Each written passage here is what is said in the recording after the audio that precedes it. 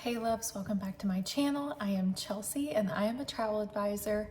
This video is all about our latest trip of a family of 4 to New York City. So I'm going to jump on into this because it's going to be a rather lengthy video, but I want to give all the details of this trip so you guys, if you guys are going to New York or plan on going to New York, especially with smaller children, this might be very helpful. So anyways, I want to jump on into it.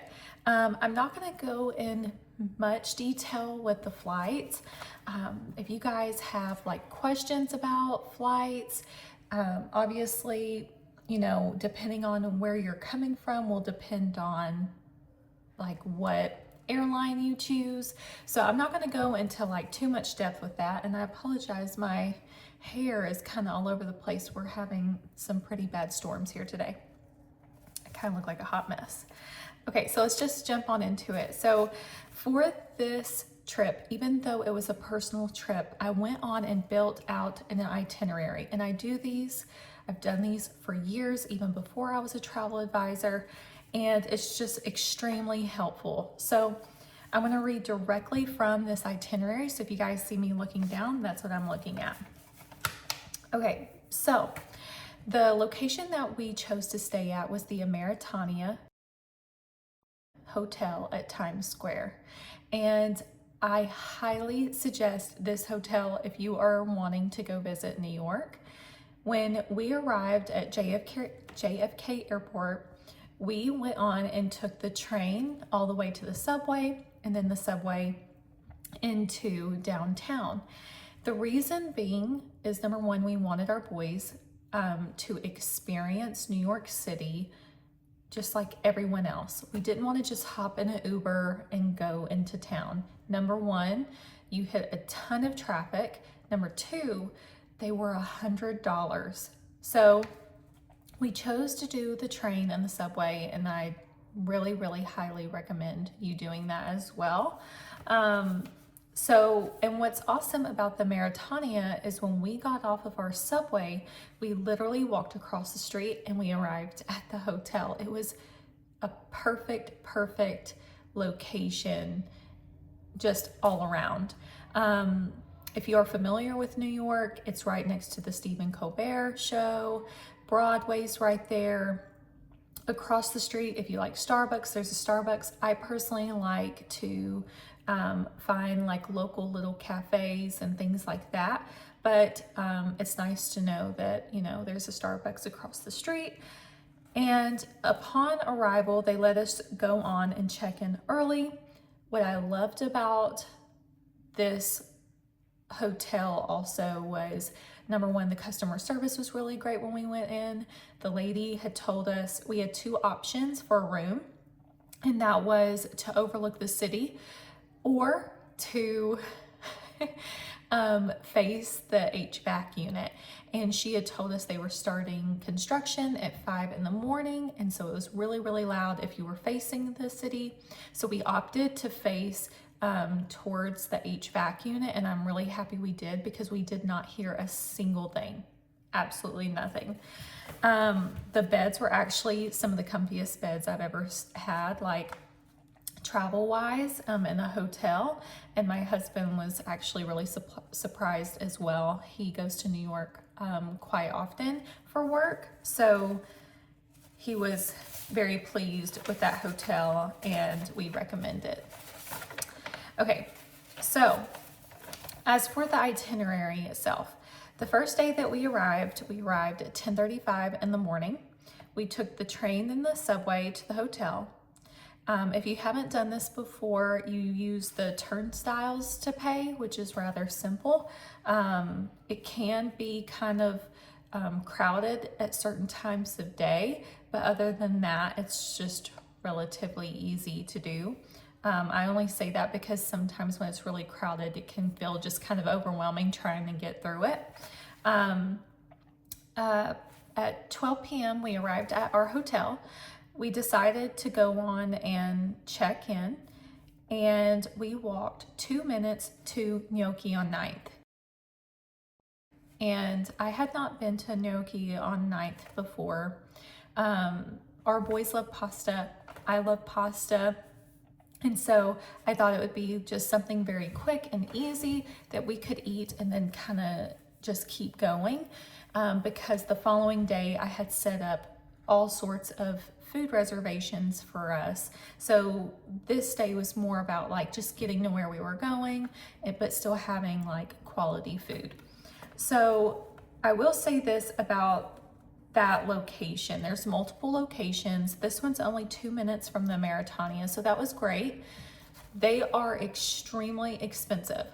Okay, so like I could understand if the gnocchi was like handmade in-house, like that would be the reason for the pricing being somewhat high, but it wasn't.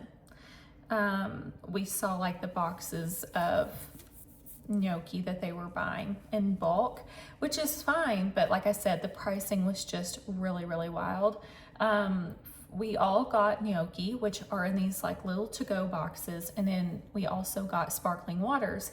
And usually when I'm traveling, I try to bring our own water bottle. But with this trip, I did not bring it because most of the museums we were going into did not allow outside food or water. So we decided that we would leave the water bottles at home this time. And for 4 sparkling waters and 4 boxes of gnocchi, it was almost $90. So if you like gnocchi, I would suggest going there, but if you're a bigger family, it would have been just fine for us to have split 2 boxes between the 4 of us, and we would have been perfectly great. So we ended up deciding to walk back to the hotel because the boys ended up not eating all of their gnocchi and I didn't want to waste it, and we were only 2 minutes away. So we walked back to the hotel, we put the gnocchi in the mini fridge, and then we walked back. And right next to Gnocchi on 9th is Blank Street Coffee. I highly recommend them for coffee. By the way, this is Mia. I highly recommend them for coffee. They are known for their matcha, and like, it was so good. I'm just gonna leave it there. It was really, really good. They were really packed when we walked by. And so just be aware of that you may have to wait in a long line, but totally worth it. After that, we walked over to the Plaza Hotel. It's about a 10 to 12 minute walk from Blank Coffee, and the boys really love the movie Home Alone, so we went to go see the lobby. Obviously, you can't really walk through the hotel, but they just had such a blast getting to see and witness that in person. And then we walked across the street to the Gapstow Bridge, where Kevin in the movie meets the pigeon lady. We then also began our 25-minute walk through Central Park to the American Museum of Natural History. Okay, so if you are military and a guest gets in for free. So if you are a family of 4 like us and you are military, I highly suggest the person that's military and then one of the children go in for free, because that's the only way to get the most bang for your buck. I ended up purchasing a ticket for me and our other son as well, but we only had to pay for 2 tickets instead of 4. And I will say the American Museum of Natural History was probably one of the coolest things that we saw. I wish that I would have planned that for a full day. We only had 2.5 hours in the museum, and it really wasn't enough time.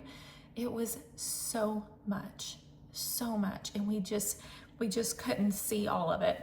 So I am notating that because I do think it's definitely worth going to, but you do need to be there at least half a day, if not a full day. If you like history and you like taking your time through something, definitely spend a full day there. After that, we hopped on the subway and we surprised the boys with New York Yankees tickets. So our boys love baseball.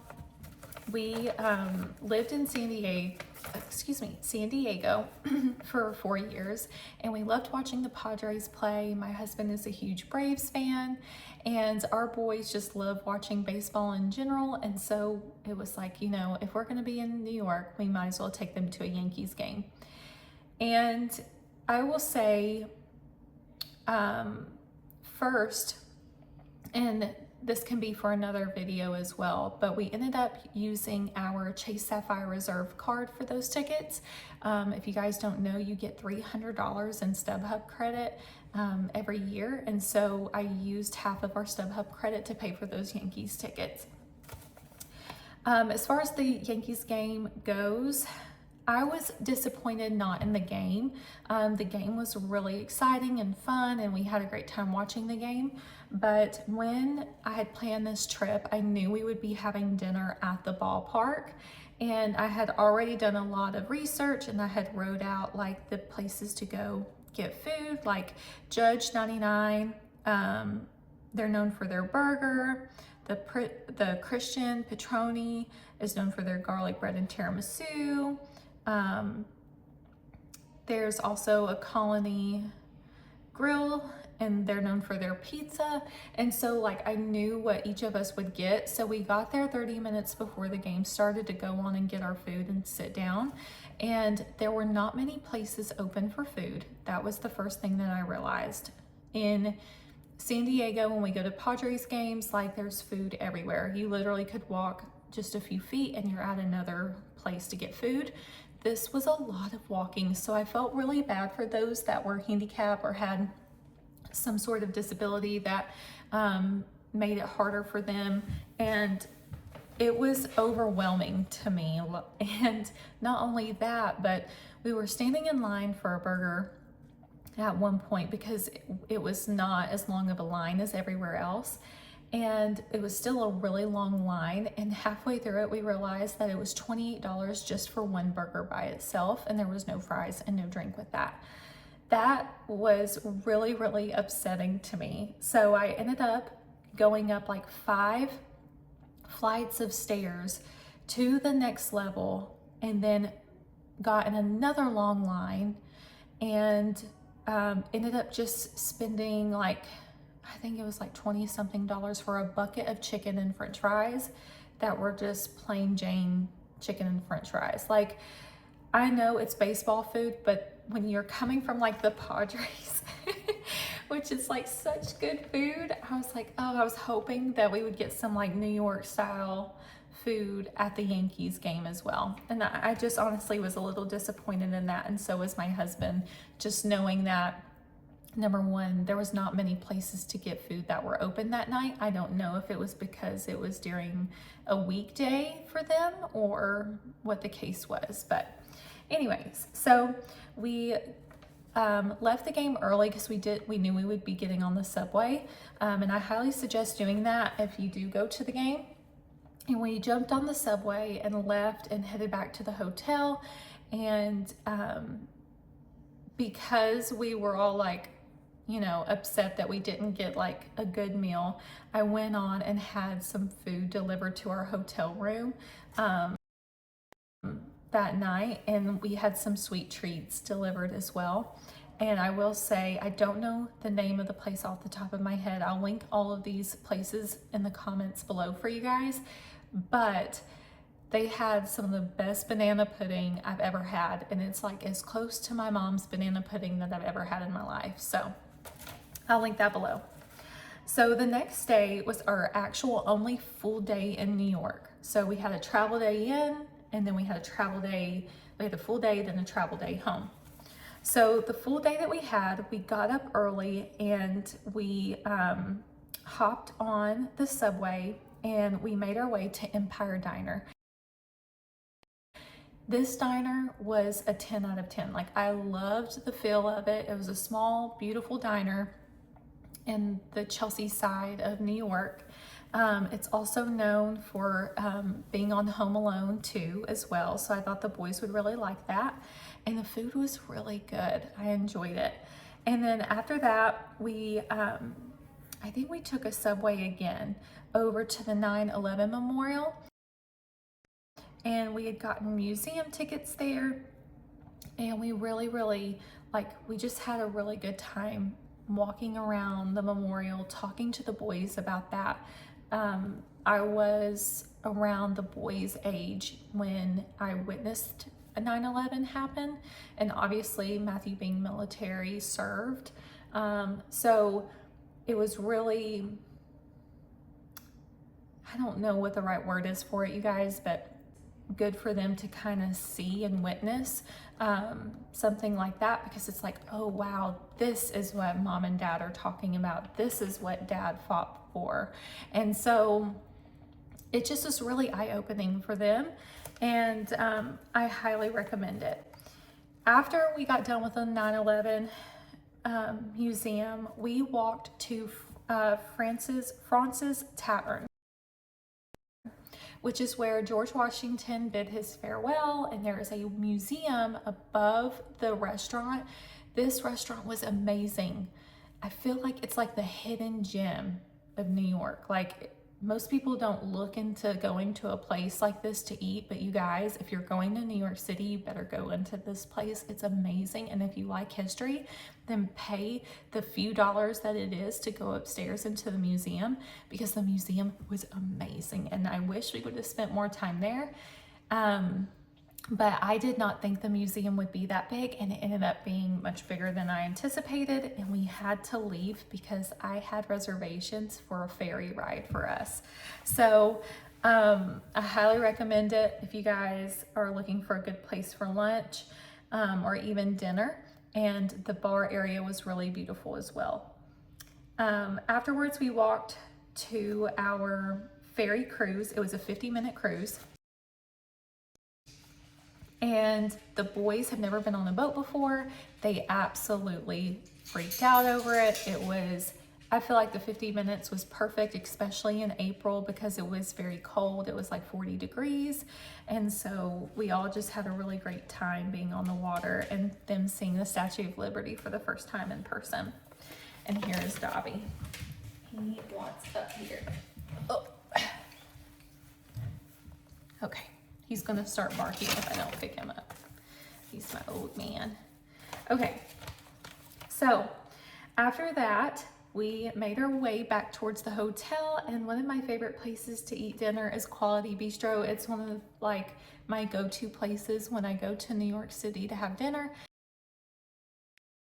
And I will say the only thing that I was disappointed in was I usually go in there and I'll get their West Coast oysters, and then they used to have like a thin filet with a salad on top, and I don't know if that's like a bar only menu or if they like took it off completely, but when I brought it up to the waiter, he was like, oh, I've never heard of that before. And I'm like, dude, is this like only served at the bar? Because take me to the bar.